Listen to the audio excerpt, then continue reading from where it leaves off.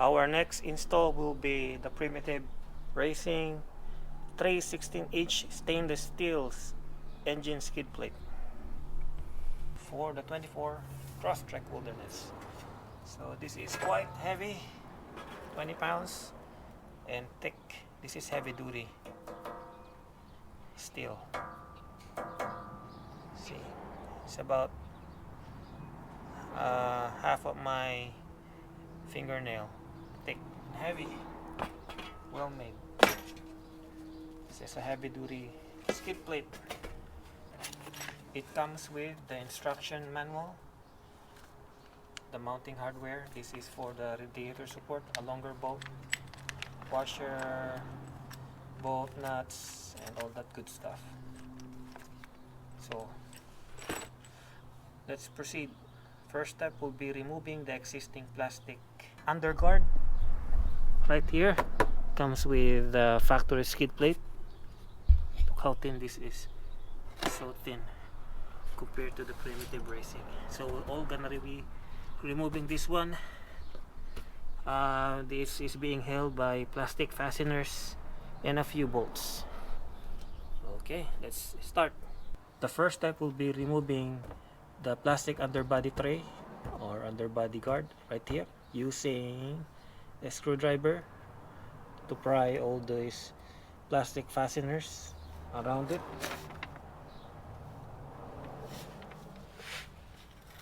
You also need a 12mm socket to remove 4 bolts, 2 in the front, 2 in the middle.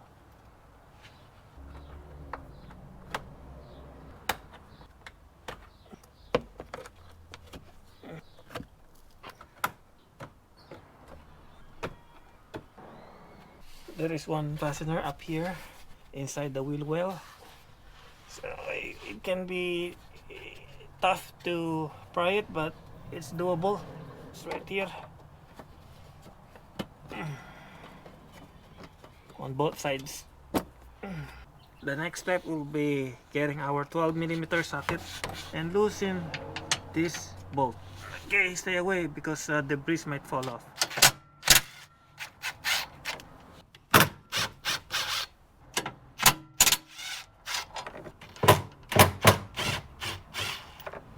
Pull it lightly because I might have still some remaining plastic fasteners. So there's one more here.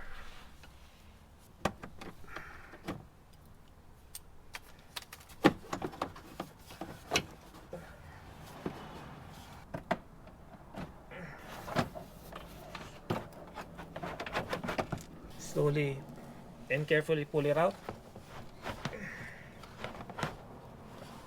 There is one more plastic fasteners here in the center.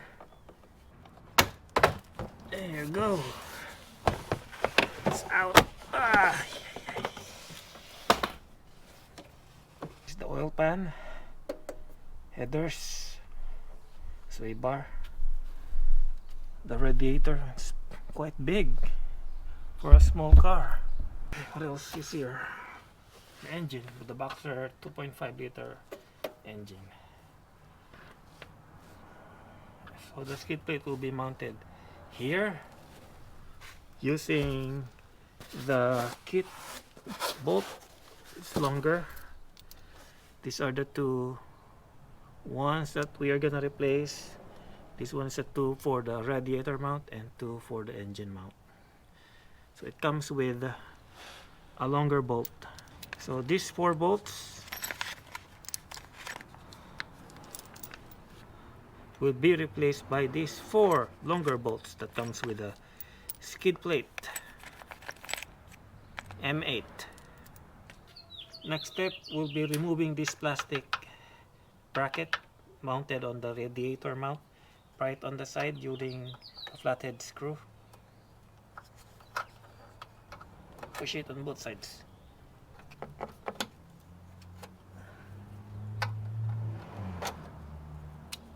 Next step will be mounting this long bolt with the welded nut here at the support radiator support beam, but we have to put a large washer first.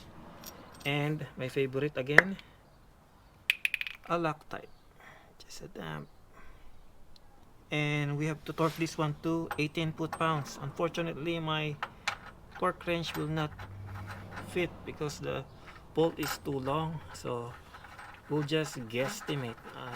This is a 12 millimeter nut, so tighten it up, guesstimate 18 foot-pounds, not too tight. That's enough right there. Same on the other end.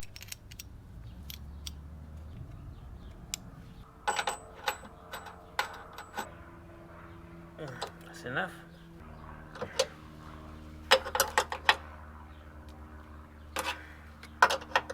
Double check. Be advised, do not over tighten. Do not over tighten. I'm just shaking my hands because I'm used to this kind of technique, but it's basically a hand tight with slight pressure. We are now ready to mount the engine skid plate, so let's prep all the bolts. So this long 13 millimeter bolt, put a washer that comes with a kit.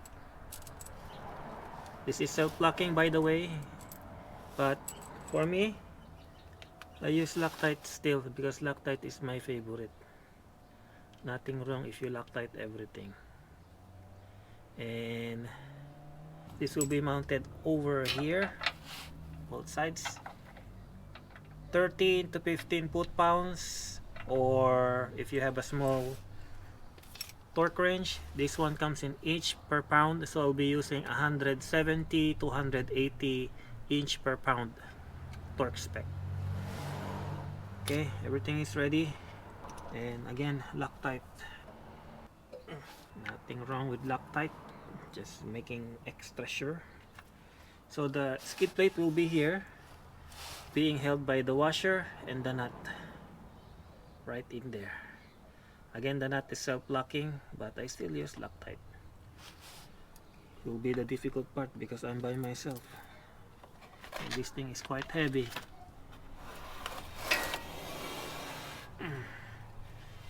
Again, start from the back. Oh my god, it's hot. Should have kept it out away from the sun.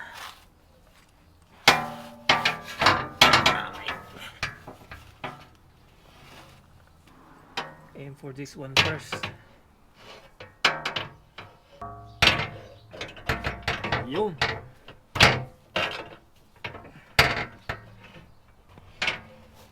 Hirap pa.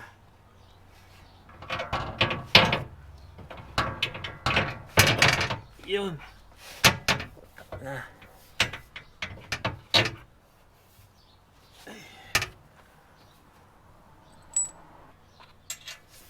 They said mount the back first, but forget about it.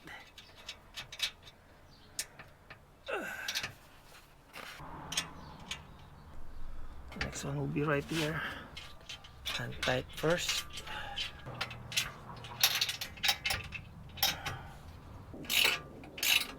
That's why it's tight, because it's self-locking. Okay, let's torque this one to 15 foot-pounds, or 170 to 180 inch per pound. Another one, 170 inch per pound, or 180 inch per pound. 13 to 15 foot-pounds.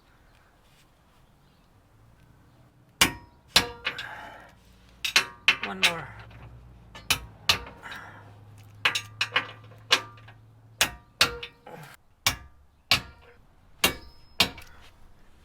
Triple check.